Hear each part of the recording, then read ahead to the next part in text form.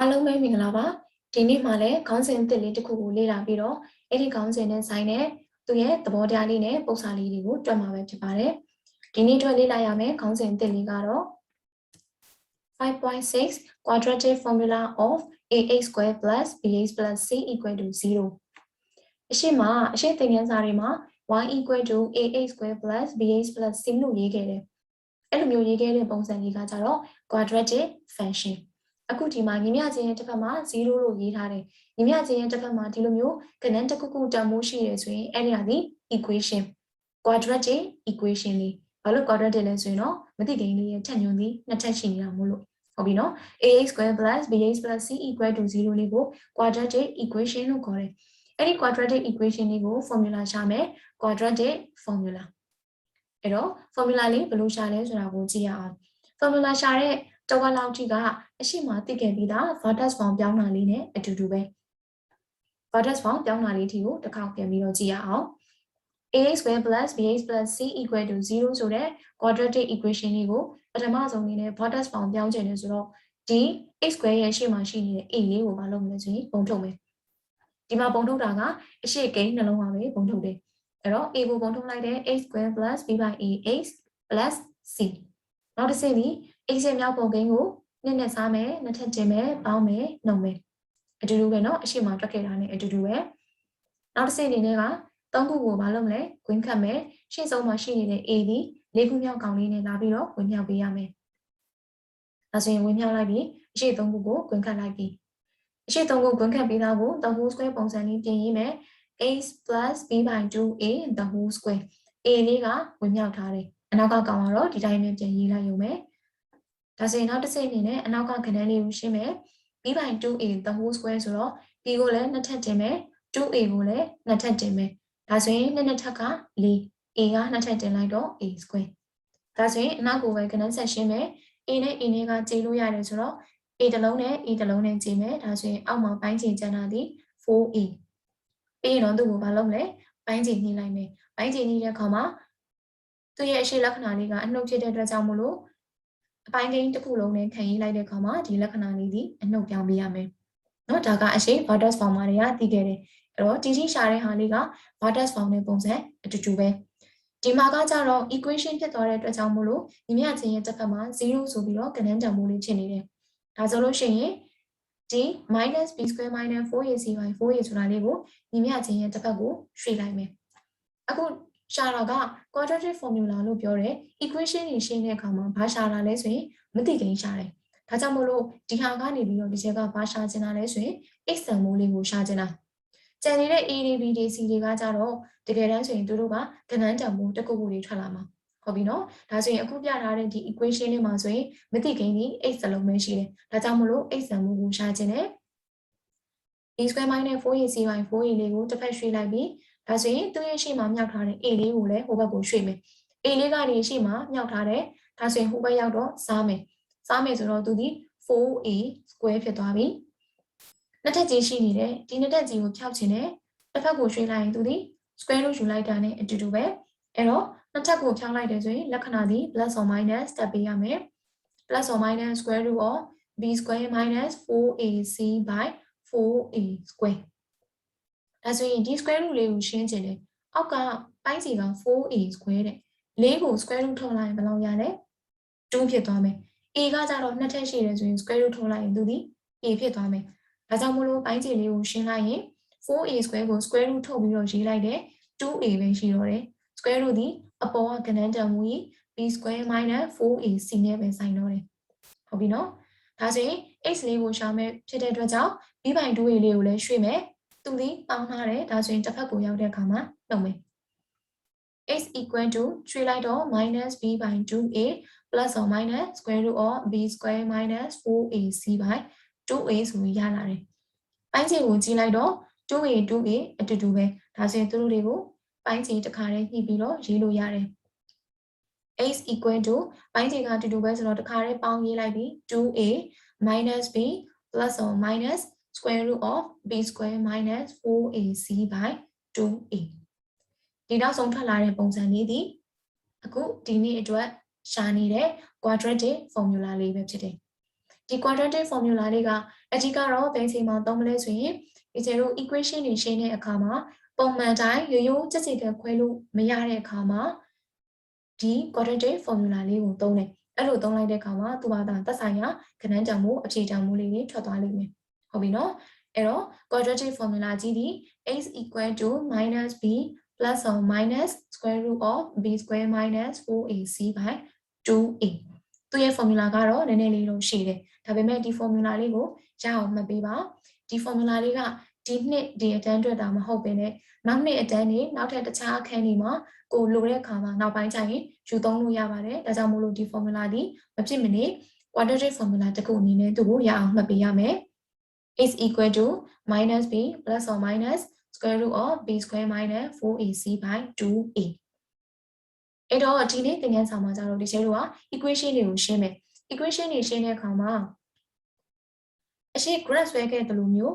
x ဝင်ရိုးလေးကိုဖြတ်လာမဖြတ်လာကို equation မှာကျတော့ဘာနဲ့ပြောလဲဆိုရင်အဖြေပေါ့သူတို့တွေရဲ့အဖြေ solution အနေနဲ့ပြောတယ်အဲ့ဒီ solution ကိုဘာနဲ့ကြည့်လို့ရလဲဆိုရင်အရှိသင်ခန်းစာမှာရှာခဲ့တဲ့ discriminant တန်ဖိုးလေးဒီ equation လေးမှာကြည့်လိုက်ရင် discriminant လေးပါတာတွေ့လား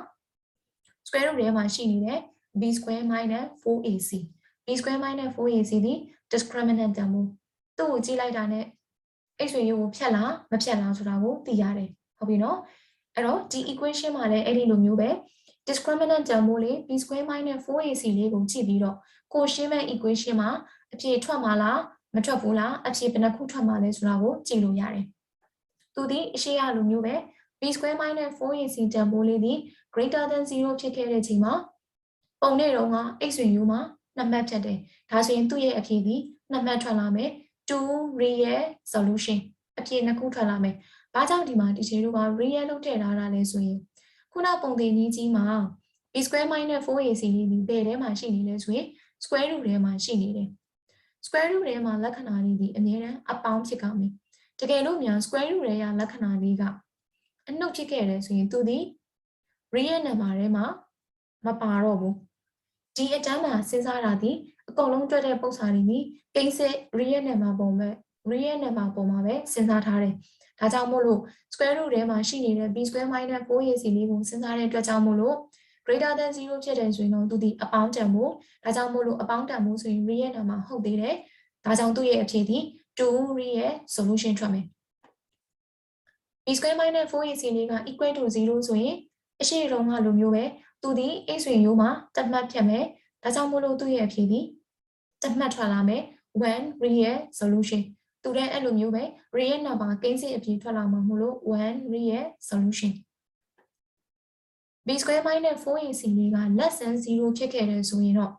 no real solution သူ့မှာကိန်းစစ်အဖြေတန်ဖိုးမရှိဘူးဘာကြောင့်လဲ b square minus 4ac လေး less than 0အနှုတ်ဒါဆိုရင် square root of b square minus 4ac လေးကအနှုတ်ဖြစ်သွားတယ်အနှုတ်တန်ဖိုးဒီ square root ထဲမှာရှိနေတဲ့အနှုတ်တန်ဖိုးဒီ real number ထဲမှာမပါဘူးဒါကြောင့်မို့လို့သူ့ရဲ့အဖြေဒီ real ကိန်းစစ်အဖြေမထွက်လာဘူးဒါကြောင့် no real solution ဟုတ်ပြီနော်အဲ့တော့ဒီ equation လေးကိုရှင်းတဲ့အခါမှာကိုယ့်ရဲ့အဖြေကတစ်ခုလားနှစ်ခုလားတစ်ခုမှမထွက်ဘူးလားမရှိဘူးလားဆိုတာကို discriminant တန်ဖိုးလေးဖြစ်တဲ့ b square minus 4ac လေးနဲ့အရင်ကြိုးရှာပြီးတော့စဉ်းစားလို့ရတယ်ရမလားဒါလေးဒီလေနောက်ပိုင်း equation တွက်တဲ့အခါမှာကြိုပြီးတော့စဉ်းစားဖို့အတွက်ဒါဆိုရင် example 7လေးကိုတွက်ကြည့်အောင် example 7ကစာမျက်နှာ90မှာရှိတယ်မိကုန်းလေးက solve 2x square minus 3x plus 4ဒီ equation လေးကိုဖြေရှင်းပါတဲ့ equation ကိုဖြေရှင်းပါလို့ပြောရင် equation မှာပါတဲ့မသိကိန်းရဲ့တန်ဖိုးလေးကိုရှာခိုင်းတာအဲ့ဒီမသိကိန်းလေးရဲ့တန်ဖိုးကိုရှာမယ်ဆိုတော့ပေးထားတဲ့ကောင်လေးဒီ quadratic equation လေးဒါဆိုလို့ရှိရင်သူ့မှာအဖြေဘယ်နှခုရှိမလဲဆိုတာကိုအရင်စဉ်းစားကြည့်မယ်အဖြေဘယ်နှခုရှိလဲဆိုတာကိုရှာဖို့အတွက် discriminant b square minus 4ac လေးကိုရှာပေးရမယ်ဒါဆိုရင်အစားသွင်းဖို့အတွက် a b c လို့ပြီးအဲ့ဒါကို standard form လေးနဲ့တွားပြီးတော့ compare လုပ်ကြည့်မယ် compare with the standard form ax square plus bx plus c equal to 0ဒါဆိုရင် a တန်ဖိုးလေးဒီ2 b တန်ဖိုးလေးဒီminus 3 c တန်ဖိုးလေးဒီ4ဒါဆိုရင် discriminant နဲ့ရင်ရှာကြည့်မယ် b square minus 4ac အစားသွင်းရုံပဲ minus 3 the whole square minus 4 a တန်ဖိုးလေးဒီ2 c တန်ဖိုးလေးက4 minus 3ကိုနှစ်ခါမြောက်လိုက်တော့ အနှုတ်နှစ်ခါဆိုတော့အပေါင်း3နှစ်ထပ်ဆိုတော့9 4ရယ်2ရယ်4ရယ်မြောက်လိုက်တော့4 4 4 16 16 2 32 9 minus 32ဆိုတော့သူ့ကိုရှင်းလိုက်တော့ minus 23လက္ခဏာဒီအနှုတ်ထွက်လာတယ်အနှုတ်ဆိုတော့ less than 0ဒါဆိုရင် b square minus 4ac တန်ဖိုးလေးဒီ less than 0ထွက်လာတယ်ဒါဆိုရင်ဒီ equation တော့အဖြေရှိလားဆိုရင်ကိန်းစစ်အဖြေတန်ဖိုးဒီမရှိဘူးဒါကြောင့် it has no real solution သူ့မှာအဖြေတန်ဖိုးကိန်းစစ်အဖြေတန်ဖိုးမရှိဘူးဒါကြောင့်မလို့ဒီပုဒ်စာအတွက်သူကဖြေရှင်းပါလို့ပြောတယ်အိတ်ဆံမိုးလေးရှာပါလို့ပြောတယ်ရှာလိုက်တာကြောင့်သူ့ရဲ့ကိန်းစစ်အဖြေတန်ဖိုးဒီမရှိဘူးဆိုတော့ဒီမှာပဲပြီးသွားပြီဆက်တွက်စရာမလိုတော့ဘူးဆက်တွက်စရာမရှိတော့ဘူးရမလားဒီလိုမျိုး discriminant လေးနဲ့အရင်ရှာပြီးတော့ပုံစံမှာအဖြေရှိလားမရှိလားဆိုတာလေးကိုတခါတည်းကြည့်လို့ရတယ်။ဒါပြီနော်။ဒါဆိုရင် example 6ကိုတွက်မယ်။စာမျက်နှာ96မှာရှိတဲ့ example လေး find the solution equation လေးပေးထားတယ် by using quadratic formula လေးကိုသုံးပြီးတော့ရှာပါတဲ့။ဒါဆိုရင် quadratic formula လေးမှတ်မိလား။ x equal to minus b plus or minus square root of b square minus 4ac by 2a ဟုတ်ပြီနော် equation formula အကြီးကြီးမှာစသွင်းရမယ်အဲ့တော့ပထမဆုံးသူ့ကိုလည်း discriminant လေးနဲ့အရင်ရှာကြည့်မယ်ဒါကြောင့်မလို့ standard form လေးနဲ့ compare လုပ်မယ် a တန်မိုးသည်2 b တန်မိုးသည်3 c တန်မိုးလေးက minus 4ဒါဆိုရင် discriminant လေးရှာမယ် b square minus 4ac ဆိုတော့အစားသွင်းရုံပဲ b တန်မိုးက3 square minus 4ကတော့4ပဲa တန်မိုးလေးက2 c တန်မိုးလေးက minus 4ကနန်းရှင်းလိုက်မယ်3 3 4 9 4 4 16 16 2 32အနှုတ်နှုတ်ဆိုတော့အပေါင်း32နဲ့9နဲ့ပေါင်းလိုက်တော့41 41ဆိုတော့သူ့ရဲ့လက္ခဏာဒီအပေါင်းတန်ဖိုးထွက်လာတယ်ဒါကြောင့်မို့လို့ greater than 0ဒါဆိုရင်ဒီ equation ကြီးအတွက်အဖြေရှိလားဆိုရင်အဖြေရှိတယ်ဘယ်နှခုရှိလဲဆိုရင်2ခုရှိတယ် it has two real solution အဖြေ2ခုရှိတယ်ဟုတ်ပြီအဖြေ2ခုရှိတာသိပြီဆိုတော့သူ့ရဲ့အဖြေကိုဆက်ရှာတော့မယ်ဘာနဲ့သုံးပြီးရှာမှာလဲဆိုရင်သူ့ရဲ့မိကုံးမှာပေးထားတဲ့ quadratic formula လေးကိုသုံးပြီးရှာပါတဲ့ဒါဆိုရင် quadratic formula လေးကိုရေးတော့မယ် x equal to minus b plus or minus square root of b square minus 4ac by 2a ကနန်းတန်မိုးလေးအစားသွင်းတော့မယ် b တန်မိုးလေးဒီ3ဆိုတော့ minus 3 plus or minus square root of b square minus 4ac တန်မိုးကြီးတစ်ခုလုံးဒီအပေါ်မှာရှာခဲ့ပြီးသားဆိုတော့ရလာတဲ့ကဏ္ဍလေးကိုတခါတည်းစားသွင်းလိုက်တော့မယ်41အောက်ကတော့2 a တန်မိုးလေးစားသွင်းမယ်2ဒါဆိုရင်ကဏ္ဍရှင်းလိုက်တော့ပိုင်းစီလေးက4ရသွားပြီဒါဆိုရင် square root of 41ကကြတော့41ကကြတော့သုတ်ထကိန်းဖြစ်နေတဲ့အတွက်ကြောင့်မို့လို့သူကကြတော့ square root ထဲမှာဘာမှထုတ်စရာကဏ္ဍမရှိတော့ဘူးအလီလည်းခေါ်လို့မရတော့ဘူးဒါဆိုလို့ရှိရင်ဒီကောင်ကြီးဆက်ရှင်းလို့မရတော့ဘူးဆိုတော့အလယ်လက္ခဏာလေးဒီ plus or minus ရှိတယ်ဆိုတော့အပေါင်းလည်းဖြစ်နိုင်တယ်အနှုတ်လည်းဖြစ်နိုင်တယ်ဒါကြောင့်သူ့ကိုလက္ခဏာနှစ်ခုခွဲပြီးမယ်ဒါဆိုရင်သူ့ရဲ့အဖြေဒီနှစ်ခုထွက်လာတယ်ဒီမှာလေးသိခဲ့တဲ့ two real solution အဖြေနှစ်ခုထွက်လာမယ်ဟုတ်ပြီနော် plus or minus လေးဖြစ်တဲ့အချိန်မှာအပေါင်းတစ်ခါအနှုတ်တစ်ခါခွဲရေးပေးရမယ်ဒါကြောင့်မို့လို့ example 6ရဲ့အဖြေဒီ x equal to minus 3 plus square root of 41 by 4 or x equal to minus 3 minus 3 minus square root of 41 by 4ရမလားပုံစံလေးကိုဒါဆိုရင်သူနဲ့ပုံစံတူတဲ့ exercise လေး 5.4 ကိုတက်ကြည့်မယ် exercise 5.4 စာမျက်နှာ69မှာရှိတယ် solve the following equation နဲ့သူ့မှာလည်းဒီချိန်က1ကနေ6ထိပေးထားတဲ့ equation တွေကိုတဲ့ by using quadratic formula လေးကိုသုံးပြီးတော့ solve ဖြေရှင်းပါလို့ပြောတယ်ဖြေရှင်းပါလို့ပြောတဲ့အတွက်ကြောင့်မို့လို့ equation မှာပါနေတဲ့မသိကိန်းတန်ဖိုးလေးကိုရှာပေးရမယ်အဲ့ဒီတော့ပထမဆုံးတစ်ပုံအနေနဲ့နံပါတ်1လေးကိုတွက်မယ်နံပါတ်1ရဲ့ equation လေးက x square plus 2x minus 1 equal to 0လို့ပေးထားတယ်ဒါဆိုရင်သူ့ကို equation လေးကအဖြေဘယ်နှခုထွက်လာမှာလဲဆိုတာလေးကိုအရင်သိဖို့အတွက် discriminant လေးအရင်ရှာမယ်ဒါကြောင့် standard form လေးနဲ့ compare လုပ်မယ် a တန်ဖိုးသည်1 b တန်ဖိုးသည်2 c တန်ဖိုးလေးသည် minus 1 discriminant ရှာမယ် b square minus 4ac b တန်ဖိုးလေးသည်2အစားသွင်းလိုက်တယ်2 square minus 4 a တန်ဖိုးလေးက1 c တန်ဖိုးလေးက minus 1ကဏ္ဍတန်ဖိုးဆက်ရှင်းလိုက်ရုံပဲ 2နဲ့ထပ်ဆိုတော့4အနှုတ်နဲ့နှုတ်နဲ့ဆိုတော့အပေါင်း4တက်4 4နဲ့4နဲ့ပေါင်းလိုက်တော့8ဒါဆိုရင်ကဏ္ဍတန်မိုးလေးက8ထွက်လာတယ်ဆိုတော့သူ့ရဲ့လက္ခဏာလေးကအပေါင်းပဲဒါဆိုရင် greater than 0ဒါဆိုရင်သူ့မှာအဖြေပြီးရှိလားအဖြေရှိတယ်အဖြေဘယ်နှခုထွက်မလဲ2ခုထွက်မယ် it has two real solutions အဖြေ2ခုထွက်မယ်ဆိုတာသိပြီသူဒီ quadratic formula လေးကိုသုံးပြီးရှာပါလို့ပြောတယ်ဒါကြောင့်မလို့ formula လေးရေးမယ်အဲ့ဒီတော့ဒီမှာ formula ရေးတဲ့အခါမှာဒီချိန်တော့ကိုပေးထားတဲ့ equation မှာမသိခင်ဒီ x နဲ့ဆိုလို့ရှိရင်သူ့ရဲ့ formula မှာလည်းမသိခင် x နဲ့ပဲရေးမယ် x equal to minus b plus or minus square root of b square minus 4ac by 2a အစားသွင်းရုံပဲဘီတာမိုးလေးဒီ2သွင်းမယ် b square minus 4ac လေးမှာအပေါ်ကရှာခဲ့တဲ့ x လေးကိုသွင်းမယ် a တန်မိုးလေးက1သွင်းမယ်ကဏ္ဍတန်မိုးသွင်းလိုက်ပြီဒါဆိုရင် square root of 8ကကြတော့ရှင်းလို့ရသေးတယ် root 8ဆိုတာဒီ4နဲ့4 8 4ကို square root ထိုးလိုက်တော့2ရမယ်နော်ဒါဆိုရင်ပိုင်းဝင်မှာကြည့်လိုက်တော့ -2 plus or minus 2 root 2ပိုင်းကြီးက2ဒါဆိုရင်ဘာလုပ်လို့ရမလဲပိုင်းဝင်လေးမှာ2ကိုပုံထုတ်လို့ရတယ်ပုံထုတ်ပြီးတော့ပိုင်းကြီးနဲ့လာခြေလိုက်တယ်ဆိုရင်ပိုင်းကြီးလေးဒီပျောက်သွားမယ်ဟုတ်ပြီနော်အဲ့တော့အရှင်းဆုံးရှင်းလို့ရတဲ့အထိကိုရှင်းပေးရမယ်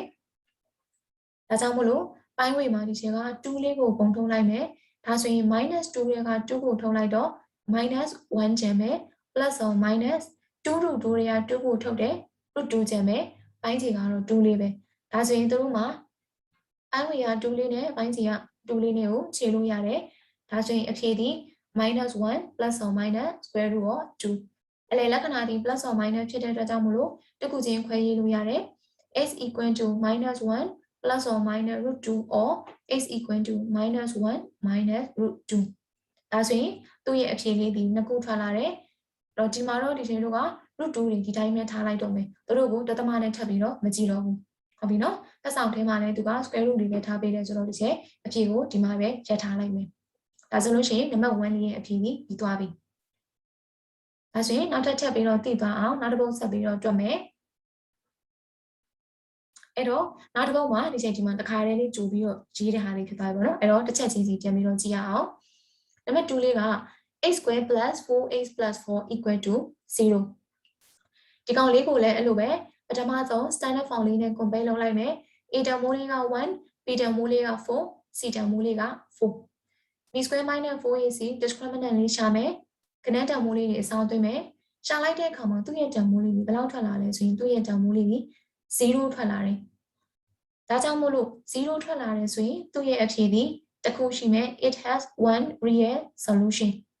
သူ့ရဲ့ပေးထားတဲ့ကောင်ဒီ x တွေပဲဖြစ်တဲ့အတွက်ကြောင့်မလို့ standard form မှာလည်း x နဲ့ပဲရေးတယ် formula မှာလည်း x နဲ့ပဲရေးမယ် x equal to minus b plus or minus square root of b square minus 4ac by 2a နော်မှတ်မိအောင်ထပ်ခါလေးဆိုပြီးလို့မဟုတ်ဆိုရင်ဒီပုံသင်ကြီးရကြတော့ရှည်တဲ့အတွက်ကြောင့်မလို့များလို့မေ့တော်မှာဆိုလို့နော်ဒါဒီထောက်လျှောက်အတွက်မှတ်ကောင်းမယ်ပုံသင်ကြီးအဲ့တော့ပုံသင်ကြီးလေးရေးလိုက်ပြီးပြီဆိုရင်ခဏတန်မိုးစားသွင်းမယ် b တန်မိုးလေးက4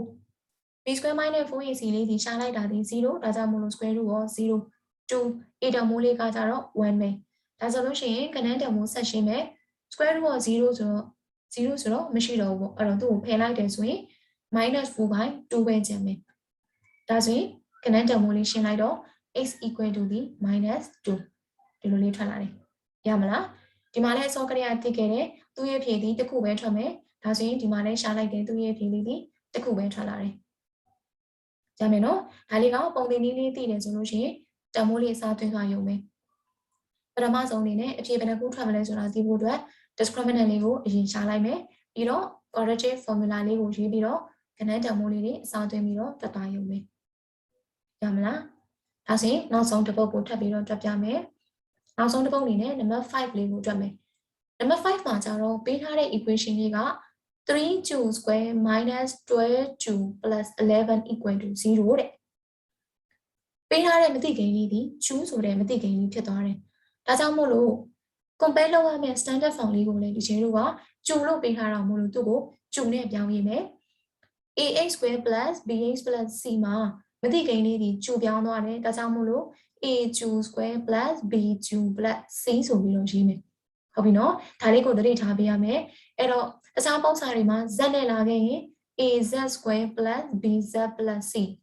y နဲ့လာခဲ့ရင် ay square plus by plus c m နဲ့လာခဲ့ရင်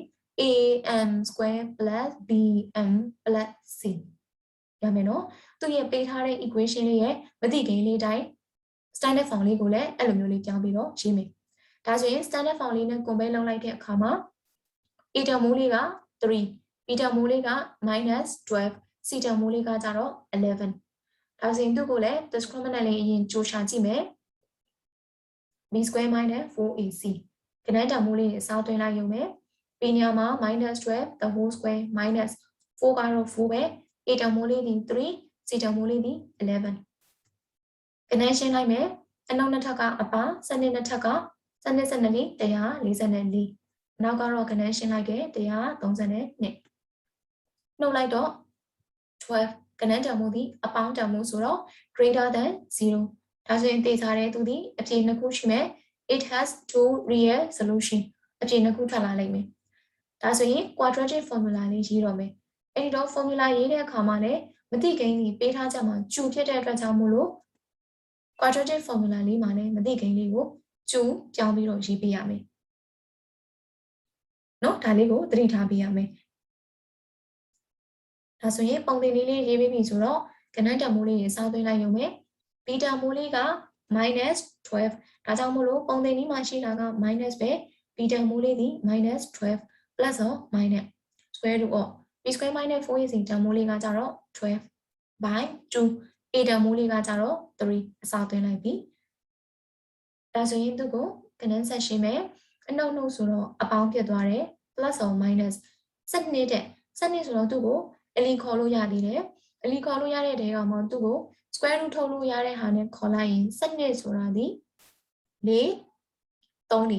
4ဆိုတာဒီ2နဲ့2နဲ့မြောက်ထားတယ်ဒါကြောင့်မို့လို့ square root ထုတ်လိုက်ရင်သူဒီ2တလုံးထွက်သွားမယ်ဒါကြောင့်မို့လို့ root 12ကို square root လေးကနအငယ်ဆုံးရှင်းလိုက်တဲ့အခါမှာ2 root 3ဆိုပြီးထွက်လာတယ်အောက်ကတော့ပိုင်းကြီးမြောက်လိုက်တော့3နဲ့6ဟုတ်ပြီဒီမှာလည်းကြည့်လိုက်ရင်ပိုင်းဝင်မှာ12ရဲ့2တဲ့ပိုင်းကြီးမှာ6လို့ရှိတယ်ဒါဆိုရင်ဒီမှာဘာလုပ်လို့ရမလဲပိုင်းဝေကနေ2ကိုပုံထုတ်လိုက်ရင်အောက်ကပိုင်းကြီး6ကြီးနဲ့ချိန်လို့ရတယ်ဟုတ်တယ်နော်ဒါကြောင့်မလို့ဒီချက်ကဒီမှာပိုင်းဝေထဲကနေပြီးတော့2ကိုပုံထုတ်လိုက်မယ်2ကိုထုတ်လိုက်တော့စနစ်က6ဖြစ်သွားတယ် plus or minus 2 root 3တွေကနေ2ကိုထုတ်တော့ root 3ပိုင်းကြီးကတော့6ပဲဒါဆိုရင်ချိန်လိုက်မယ်2တလီ2 3 4 6ဒါဆိုရင်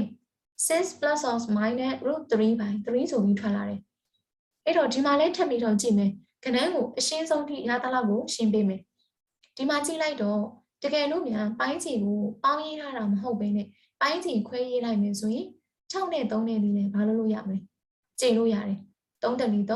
3နှစ်လီ6ဒီလိုမျိုးပိုင်းချီတတွဲလုံးနဲ့တွဲရေးထားတယ်ဆိုရင်ခြေလို့မရဘူးဒီခြေတို့ကခြေချိန်နေဆိုရင်ဘာလုပ်မလဲပိုင်းချီတစ်ခုချင်းစီပြန်ပြီးတော့ခွဲလို့ရတယ်ဒါဆိုရင်3လေးကို6နဲ့လည်းခွဲရေးလိုက်မယ် root 3နဲ့လည်းခွဲရေးလိုက်မယ်ဒါဆိုရင်2 equal to 6 by 3 plus or minus root 3 by 3အဲ့တော့မှ6နဲ့3နဲ့ကြည်လို့ရပြီခြေလိုက်တော့3တလီ3 3နှစ်လီ6ဒါကြောင့်မလို့2 equal to 2 plus or minus square root of 3 by 3အလယ်လက္ခဏာဒီအပေါင်းနှုတ်ဖြစ်နေတယ်ဒါဆိုရင်သူ့ကိုနှစ်ခါခွဲရေးလိုက်မယ်သူ့ရဲ့အဖြေလေးထွက်လာပြီဒါလေးက x မဟုတ်ဘူးเนาะဒီစမှားရေးထားတာပါကဏ္ဍတန်မိုးလေးကမတိကိန်းလေးကကျူဆိုတော့ကျူပဲ2 equal to 2 plus or minus root 3 by 3 or 2 equal to 2 minus root 3 by 3အဖြေလေးနှစ်ခုထွက်လာပြီရမလားအဲ့တော့ဒီနေ့သင်ခန်းစာက quadratic equation လေးတွေမှာ quadratic formula လေးကိုသုံးပြီးတော့ကဏ္ဍရှင်းတဲ့ပုံစံလေးတွေပဲပထမဆုံးအနေနဲ့ discriminant လေးကိုတော့အရင်ရှာလိုက်မယ်အဖြေဘယ်နှခုရှိလဲဆိုတာလေးကိုအရင်ဆုံးသိဖို့အတွက်ပြီးရင်တော့ formula လေးကိုရေးပြီးတော့ကဏ္ဍတန်မိုးလေးတွေအစဉ်စဉ်ရှင်းသွားတယ်ဆိုလို့ရှိရင်ရပြီရမယ်နော်ဒီနေ့တော့ကတော့ quadratic formula လေးကိုမဖြစ်မနေရအောင်မှတ်ပေးရမယ်နောက်ပိုင်းနှစ်တွေအတွက်နောက်ပိုင်းအခန်းတွေပြန်ပြီးတော့ရှာတဲ့အခါမှာဆိုရင်လည်းအဆင်ပြေအောင်လို့ဟုတ်ပြီနော် quadratic formula လေးဒီ x equal to minus b plus or minus square root of b square minus 4ac by 2a ရမလားဒါဆိုရင် exercise 5.4 မှာဒီချက်က3ပုံတက်ပြသွားတယ်ဒါဆိုလို့ရှိရင်ကျန်နေတဲ့3ပုံဖြစ်တဲ့3ရယ်4ရယ်6ရယ်ကိုကိုဘာသာတွက်ကြည့်ပေးပါရှင်းသွားတဲ့ပုံစံလေး3ပုံလုံးကိုရတဲ့ example လေးတွေကိုသိပြီဆိုလို့ရှိရင်ဒီ3ပုံတွေတွက်ရတာလွယ်ပါတယ်တွက်လို့ရမယ်လို့လည်းယုံကြည်ပါတယ်ရမယ်နော်ဒါဆိုလို့ရှိရင်တော့ဒီနေ့သင်ခန်းစာကိုဒီမှာပဲအဆုံးသတ်ပါမယ်